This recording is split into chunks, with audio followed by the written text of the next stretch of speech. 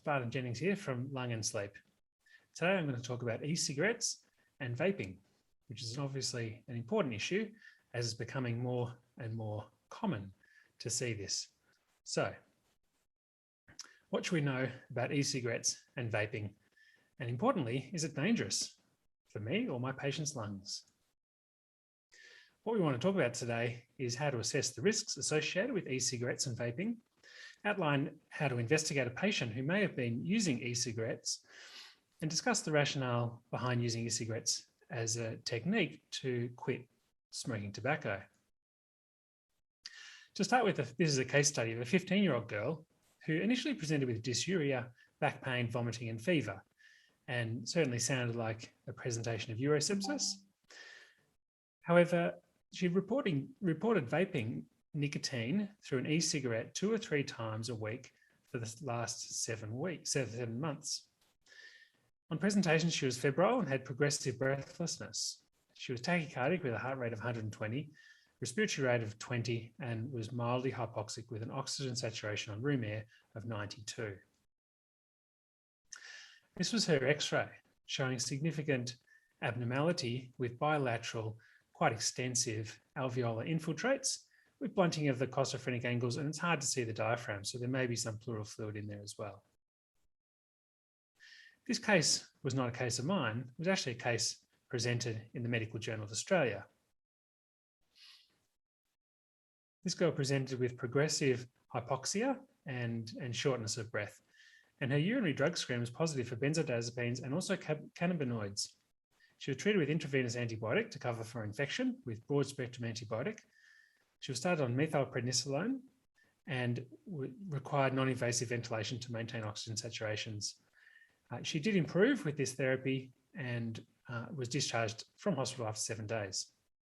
You may have seen this in the news because here it is presented. Here's Dakota, who initially was thought to have COVID, which is certainly the case with progressive hypoxia and pulmonary infiltrates, but turned out that this was probably a vaping-related lung injury, resulting in her being in intensive care.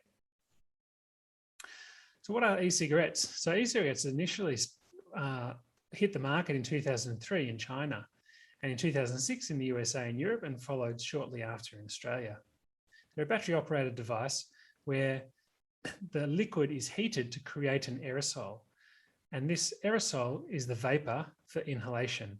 And so here's one of the earlier types of e-cigarettes where there was a LED light on the end, and that just lights up in response to inhalation. So it was supposed to look exactly like smoking a cigarette.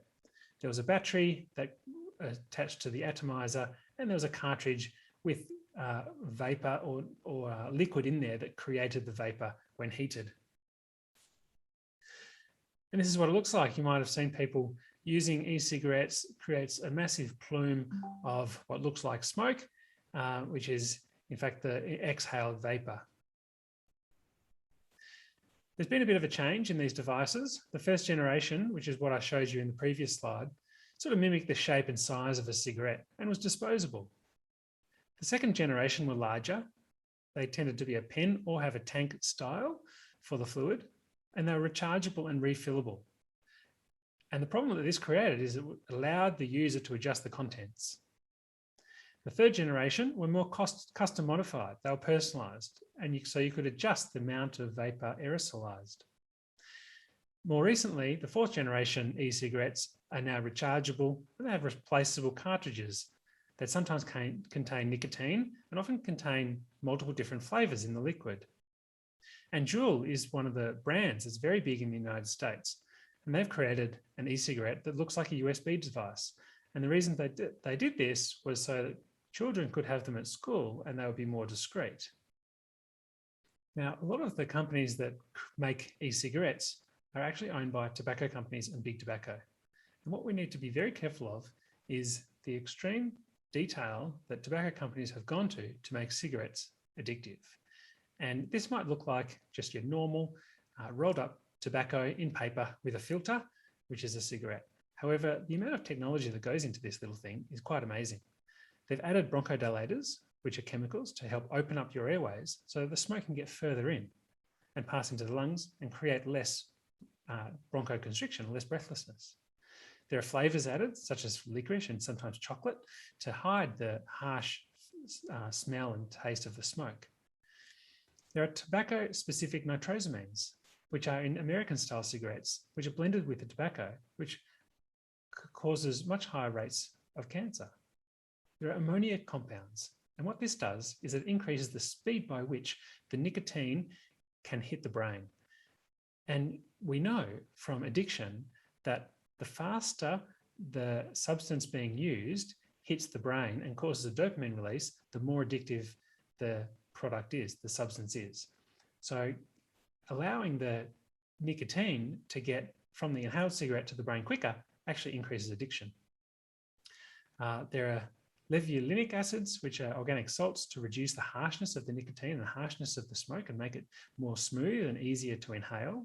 There are sugars and acetaldehyde, which also make the nicotine more addictive.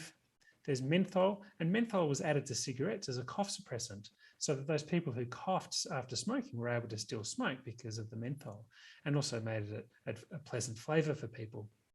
And the ventilated filters actually are created exactly so that the smoker has to draw just enough onto the cigarette to create enough inhalation pressure to get the smoke right into the lung to make sure that the smoke is getting into the alveolar spaces and being absorbed.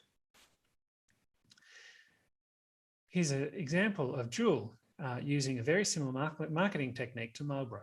So Marlboro showing different cigarettes of different flavors and Juul following in a very similar marketing campaign. Here's a cigarette advertisement for Camel saying, give your throat a vacation because Camel causes less throat irritation. And some years later, a very similar advertisement for vapors or e-cigarettes. So what's in an e-cigarette? So there's the liquid containing cartridge, and this is what the liquid is, and sometimes called the vape juice or the e-juice. The liquid is heated to produce an aerosol, which is inhaled. Sometimes e-cigarettes have nicotine, and the nicotine content varies.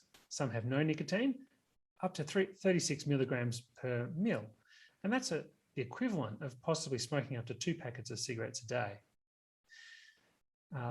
The majority of the fluid is made up of propylene glycol, which is a vegetable glycerine. There are flavors added to make it a pleasant experience, and there are now over 7,000 different flavors available for e-cigarettes. Occasionally they contain THC or cannabinoid oils. And this is problematic because when they contain cannabinoid oils or cannabis, what they often use to mix with that into the vapor juice or the vapor liquid is vitamin E acetate. And as I'll talk about shortly, this is associated with leading to EVALI or lung injury from e-cigarettes. E-cigarettes are increasing in their usage and their prevalence. So this is Australian data in adults between 2016 and 2019. The proportion of people who had ever used an e-cigarette increased from 9 to 11%. In the younger population, the young adults, the 18 to 24-year-olds, 64% of current smokers had tried e-cigarettes. 20% of non-smokers who hadn't smoked tobacco in the past had tried e-cigarettes. In adolescents, 14% had tried e-cigarettes and 32 of those had tried them in the last month. So are they safe? What about the adverse effects of e-cigarettes? And we could take each compound in turn to determine whether inhalation of these compounds is bad for us. And the first one of concern is nicotine. However, the amount of nicotine depends on the liquid, and it also depends on how much is inhaled. But we do know that there's probably minimal adverse outcome from a cardiopulmonary or cancer risk point of view from nicotine itself. However, it's the nicotine that is very addictive. What about the vapor exposure itself? There have been adverse outcomes associated with e-cigarettes, and it has been associated with the development of an acute eosinophilic pneumonia, where there's eosinophilic infiltrate in the lungs causing a pneumonia. However, little is known about the overall safety of the propylene glycol when heated and aerosolized. The long-term cardiovascular risks are unknown, but thought to be substantially lower than that of the risk of smoking tobacco. However, we don't have enough information yet to determine whether it's safe or not, or whether there are, in fact, long-term outcomes, because it's very difficult to determine this and it takes a long time.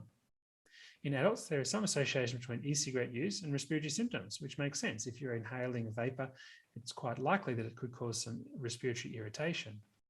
But we think that it's less than the irritation caused by smoking cigarettes once again. So what should we do if we have a patient in front of us who has been smoking e-cigarettes? And I guess that depends a little bit upon how much they've been smoking and also whether they're presenting with symptoms. Certainly, if they're presenting with symptoms, we want to exclude other causes, and respiratory viral infections are very common. So that would be a reasonable thing to check to see if there could be an alternate cause for the symptoms. A chest x-ray to determine if there's any pulmonary infiltrate. Lung function testing, which I think is the most important test for anybody with respiratory symptoms, or anybody who's smoked should have lung function testing to determine if there is underlying lung disease.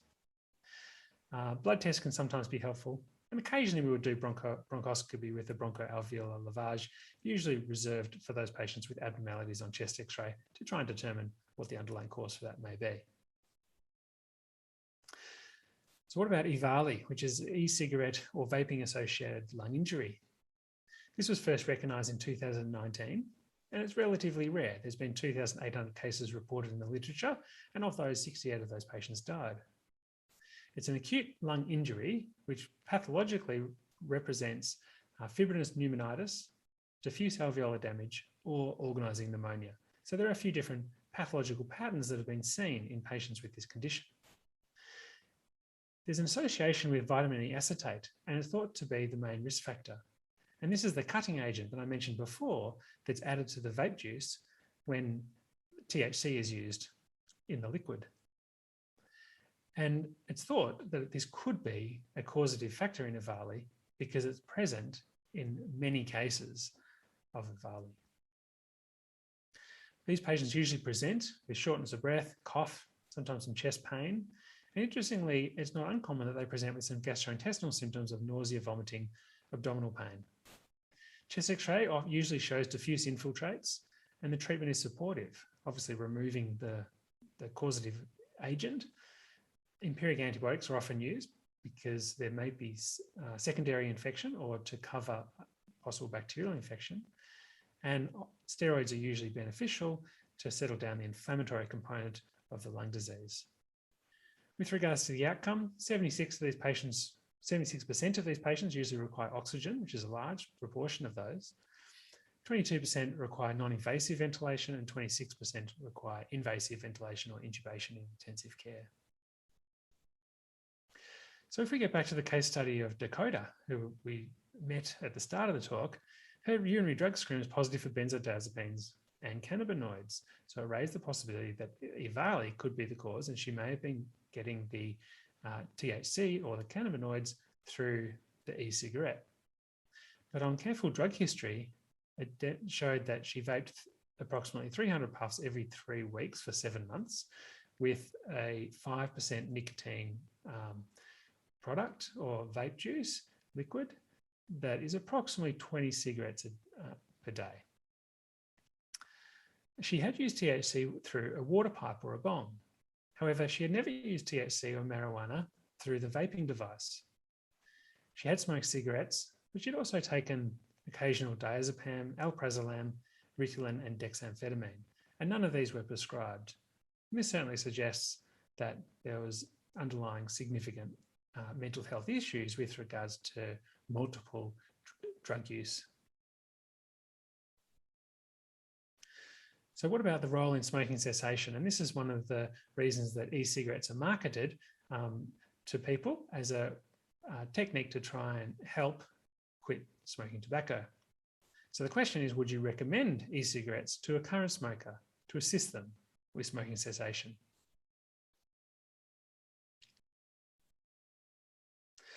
And the idea is that it's harm reduction. So most of the harm from tobacco arises from inhaling the products of combustion.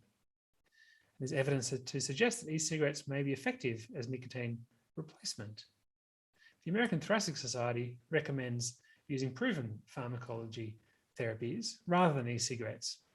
And the main reason for this is that the benefits and harms have not been fully evaluated. So what about the efficacy of e-cigarettes as a smoking cessation technique? So in one randomized controlled trial of 900 smokers, so quite a big trial, where nicotine e-cigarettes were shown to be more effective in quitting than normal nicotine replacement therapy. So nicotine replacement therapy in the form of patches, gum, or lozenges, when compared to e-cigarettes, were not as effective. So 18% at 3 months was the quit rate for those using the nicotine e-cigarettes versus 10%. A study in New Zealand of 650 smokers showed a different result, where they found no difference in nicotine patches, nicotine e-cigarettes, and nicotine-free e-cigarettes. However, in this study, the quit rates were overall quite low when compared to other studies.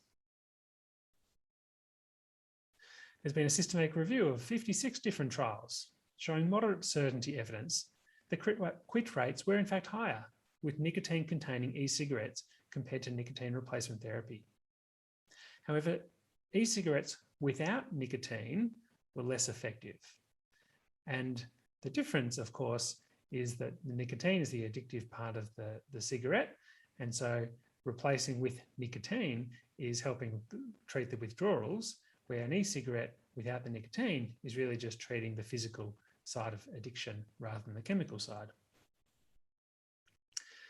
What about in adolescents and young adults? And this is one of the main concerns about e-cigarettes. And one of the concerns is that tobacco companies may in fact be marketing e-cigarettes to children to try and get them to start with e-cigarettes as a lead-in to smoking tobacco. So what would you advise a young person about smoking an e-cigarette? And what would you advise a concerned parent of a child or an adolescent who may be considering or have started using e-cigarettes? There's certainly been an issue, and here's a front of Time magazine in 2019, talking about the new American addiction and how Juul, as one of the big brands, has hooked kids, which is causing great concern. This is very concerning. I think that Juul has bought ad space on kids' websites, including Cartoon Networks. And so when these companies can market nicotine-containing e-cigarettes to children, there's real reason for concern. So the worry is about this gateway effect. Is it a gateway to smoking tobacco? A systematic review and meta-analysis of longitudinal studies among 17,000 adolescents and young adults aged between 14 and 30 showed that compared with e-cigarette never users, those that had used e-cigarettes had a higher probability of initiating cigarette smoking. That was quite significant, 31 versus 8%. Another systematic review and meta-analysis of, once again, of longitudinal studies showed a significant association. However, in this study, there was a 30% attrition rate and 9 out of 11 studies incompletely adjusted for confounding. So it may be that some of these studies had issues and it was difficult to prove causation. Of course, in a longitudinal study, if a young adult or a person is likely to start using an e-cigarette, it might be that that person is also likely to be a risk taker or want to try new things or try different things or try things that they shouldn't be using. And so that's why it might be another reason why they go into smoking tobacco. So it might not be the e-cigarette that leads to the tobacco. It might be just that it's selecting for a certain personality of person that is likely to try e-cigarettes, also likely to try tobacco. So we can't really say from these longitudinal studies whether this is actually causation, but I think there's a reason for concern. But there's also data to suggest that vaping may actually be displacing teenage smoking or diverting adolescents away from cigarettes. And there was a study in addiction where a simulation model was used to evaluate the plausibility of catalyst or diversion hypothesis against real-world data. So this study was very difficult to understand and full of mathematical models, but the idea was to try and determine whether using e-cigarettes was leading to or a catalyst towards tobacco or actually diverting. There's certainly a lot of advertising going on, and here is Lily Allen on her Instagram used as an influencer showing that she's got her e-cigarette. So what about the regulation? So in Australia at the moment, it's illegal to sell or buy nicotine for use in e-cigarettes, unless it's accessed with a prescription. And this is just recent, in October 2021, this month.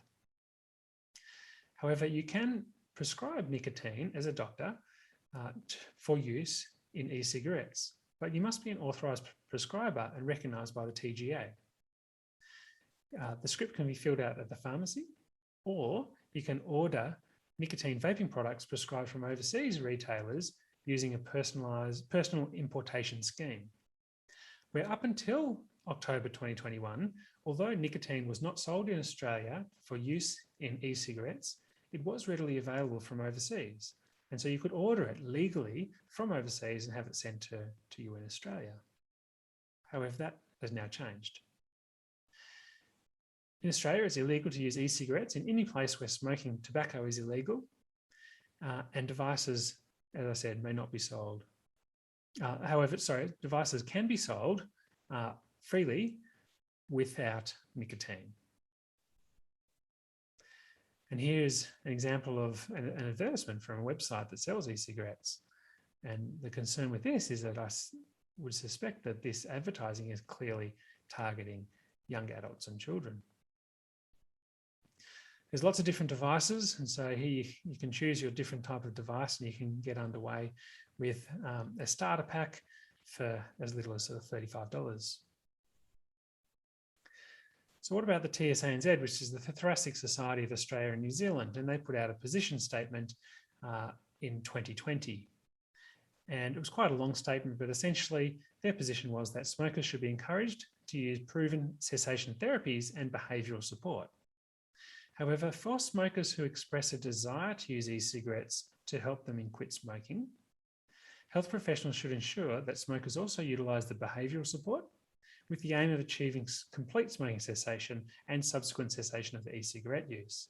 So if somebody does say that they want to quit smoking using an e-cigarette, although the preference is to use proven therapies such as nicotine replacement or Champix in conjunction with behavioural therapy, if the patient wishes to use e-cigarettes, it's recognised that this is probably harm minimisation, and if it achieves smoking cessation, then that is a good thing. However, rather than becoming a long-term e-cigarette user, the next step should be to encourage cessation of the e-cigarette as well. From a TSANZ point of view, no product can be recommended nor can be assured to be provided, and we can't really ensure safety or efficacy because the data is a little bit conflicting and we're not quite sure about the long-term data yet. So in summary, e-cigarettes can be useful in harm reduction. Some people might find it useful in a smoking cessation setting. However, the long-term safety and data is unclear, and the use in adolescents is controversial and of concern, I think. And I don't think that we can say that e-cigarettes lead on to smoking tobacco. However, I think that there's reason to be concerned if young adults or adolescents are in fact using e-cigarettes, then this should obviously be highly discouraged. Anyway, hopefully you found that useful and interesting insight into the use of e-cigarettes and vaping. And if you have any questions, please put them into the chat below or the comments, and I'll be happy to try and answer them. Okay, see you later now.